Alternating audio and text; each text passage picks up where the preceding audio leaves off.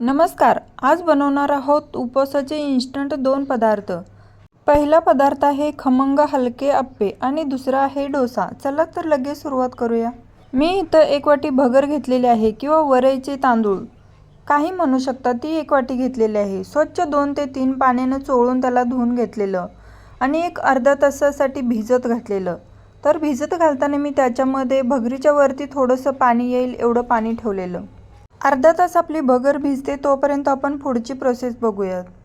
1 वाटी भगरीसाठी मी इथं पाव वाटी साबुदाणा घेतलेला आहे आणि साबुदाण्याला एकदम बारीक गॅसवरती कुरकुरीत असं भाजून घ्यायचं आहे.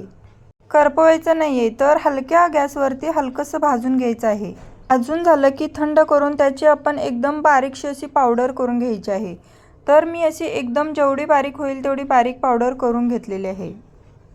अर्धा तास भगरसुद्धा भिजलेली आहे.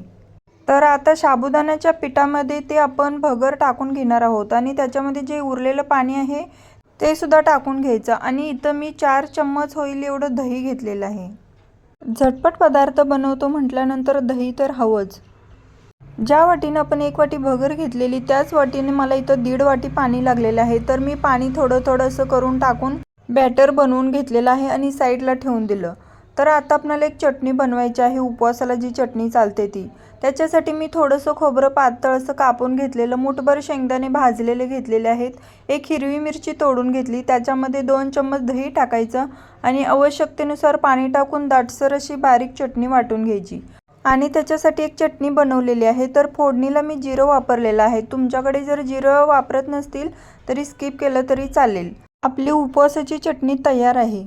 आपण आता बॅटरमध्ये चवीनुसार मीठ टाकून घ्यायचं. थोडीशी कोथिंबीर जर तुमच्याकडे उपवासाला चालत असेल तर टाकायची आणि त्याच्यामध्ये थोडासा सोडा टाकून घ्यायचा आहे खायचा.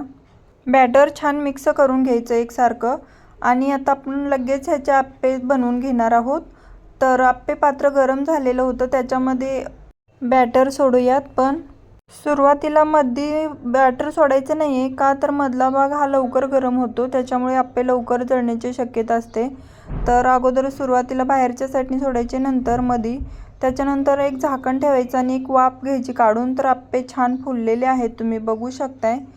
आणि आता आपण ह्याला पलटी करून घेऊयात, म्हणजे दोन्ही साईडनं छान भाजले जातील. खमंग कलरसुद्धा आलेला आहे छानसा.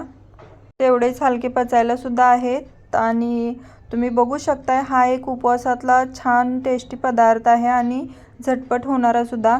तर एका बॅटरमध्ये आपण 2 पदार्थ बनवणार आहोत.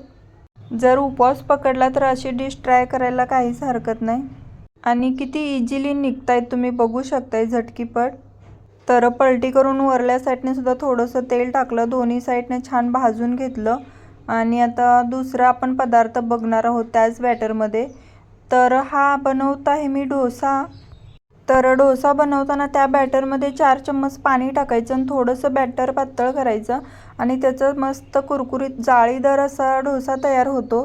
जेवढा पातळ होईल तेवढा तव्यामध्ये पसरवून घ्यायचा आणि तुम्ही बघू शकता ह्याला जाळ्यासुद्धा किती छान आलेल्या आहेत आणि छान भाजलेला आहे खरपूस आणि कुरकुरीत असा झालेला आहे. तर दुसरा पण मी सेम पद्धतीत करून घेतला. जेवढा आपण पसरवेल त्याला तेवढ्या जाळ्या सुटतात आणि खमंग होतो. तर उपवासाला हे 2 पदार्थ एका बॅटरमध्ये झटपट तयार होणारे तुम्ही नक्की ट्राय करून बघू शकता. उपवासाचे इन्स्टंट अप्पे आणि डोसा. तर तुम्ही ही रेसिपी बनवू शकता आणि तुम्ही जर चॅनलवर नवीन असाल तर चॅनलला सबस्क्राईबसुद्धा करा. रेसिपीज आवडत असतील तर लाईक करा आणि ही डिशसुद्धा जरूर ट्राय करून बघा. खूप छान बनते आणि झटपटसुद्धा तयार होते.